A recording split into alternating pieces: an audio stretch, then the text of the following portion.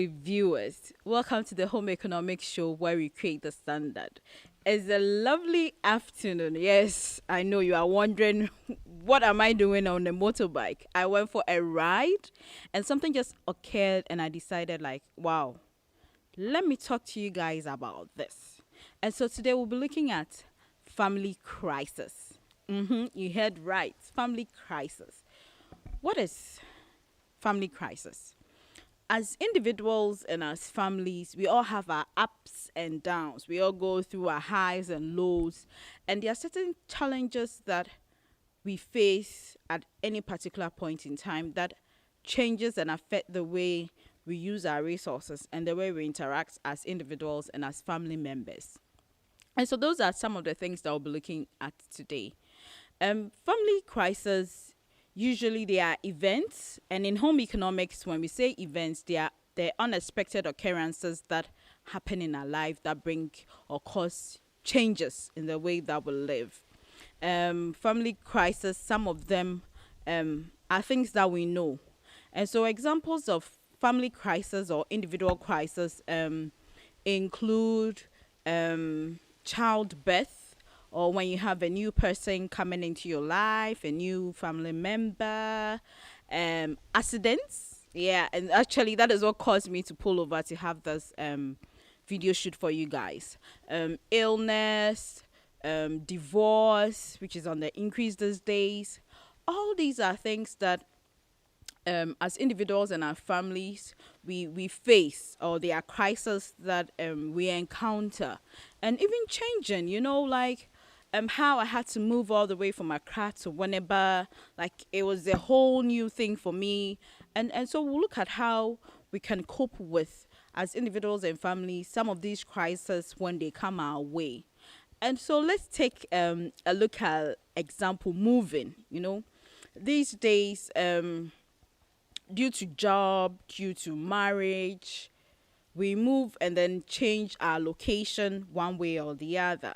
And sometimes these can become a bit challenging for us. But there is good news. The good news is that, for example, if you're moving to a new area, like the way I did to Winneba, I had to take like a couple of weekends to just roam around the vicinity, the environment, to determine which area I would even want to rent and stay, and the sort of facilities that are available, the amenities like the schools, the hospitals, especially for me, that are available that I can easily get access to, where there are electricity vendors, and then where I can pay my water bill. So all these things are things that I considered. So to not make it too much of a struggle for you, I would suggest that if you are moving, be it as a result of marriage, as a result of work, and especially for our national service personnel that have just completed and those that are about to embark on that, it's advisable that you go to where you have been posted to. And if it's a work related, go to the region, go to the district, figure out the sort of people there, where you want to stay, the proximity and all that, and you have a smooth sailing experience. At least that reduces the struggle of dealing with that crisis. Now, as individuals and families, when it comes to divorce, marriage is not just about individuals within our Ghanaian and African society, right? It's about families. So two families come together for that union. Hence, when there is separation or divorce, it also affects not just the individuals, but the family as well. And in situations whereby the couple have kids, it also influences the kids. It has implications for them. And sometimes as individuals and as family members, we tend to forget about them. But then through all these, adequate communication is very key, effective communication, for people to express how they feel through the process, and especially listen to their kids. I would like on this note to advise that it's not good for parents that are divorcing to pitch the kids against each other. It doesn't augur well for the kids. Yes, please don't. It's both of you that came together. The kids have no issue with your relationship problems. They are on their own. So it's advisable that You rather let them develop that feeling for each other, continue to develop it, respect each other. You don't need to cast lay on each other in front of the kids. It doesn't really help with their upbringing. And sometimes, because of these negative emotions in the home, it pushes them to join negative peer groups, and these can sometimes influence, and they become delinquent as they grow up. Another family crisis that comes, which we usually don't have like total control over, accidents and then ill health, um, motor accidents, car accidents. I mean, they occur. They could occur at any time, but sometimes you can plan for it. I know these days there are so many insurance companies that are offering life insurance packages that you can get enrolled on as an individual or as family members, especially if you know that the type of work you do requires that you travel a lot. It's advisable that you get that. And then also health cover, because sometimes some terminal illness especially put a lot of strain on the purse for individuals and family members. And so during this crisis for individuals and family members, it's advisable that we all come together and pool resources together to go through these crises, so that we'll be able to through that struggle, still come out victorious and be there for each other. Another crisis, well, this one is usually a joyous occasion. Sometimes it's planned, usually as the addition of a new family member. So whether getting married, whether you're getting pregnant and you have a child coming in, that process is a lot. It can be a crisis, because if you don't plan for it very well, the would-be mother has to eat very well for the baby to develop very good.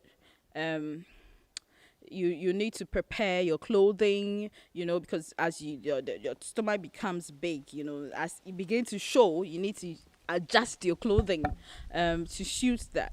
And then when the baby arrives, the meals, the clothing, even sometimes it requires changing accommodation. Maybe you were living in a chamber and hall. Now, because of that, and even as the new baby comes, or as the new guest comes, you get family members coming on board to support you through the process. So maybe your mother-in-law, your sister-in-law, an uncle, a grandparent coming in to support. The advice here is that usually when we go through these issues, we should not look only at the negatives, but look at the positive. So for instance, with your mother-in-law coming around, or your sister-in-law or an uncle, they can help with the house chores. I mean, they can help you go through the process. They can help you take care of the baby. So look at it as the extra help, as the extra support that is coming in.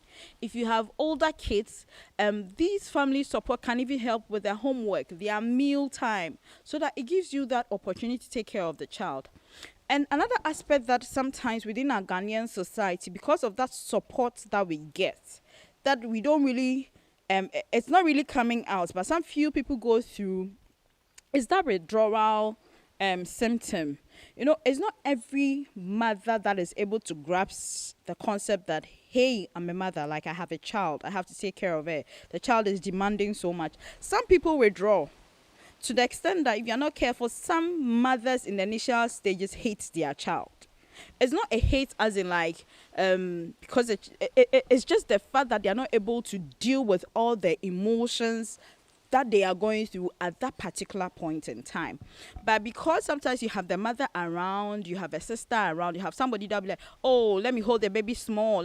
Sometimes you're able to go through this seemingly. But in other situations where some people don't have that support, it becomes a challenge for them as individuals, and this sometimes puts a strain on the family. So for instance, you realize that there's a strain between the husband and the wife, because the husband feels that his wife is giving all the attention to the new baby, but she also feel like, the baby needs me, so how do we go through this?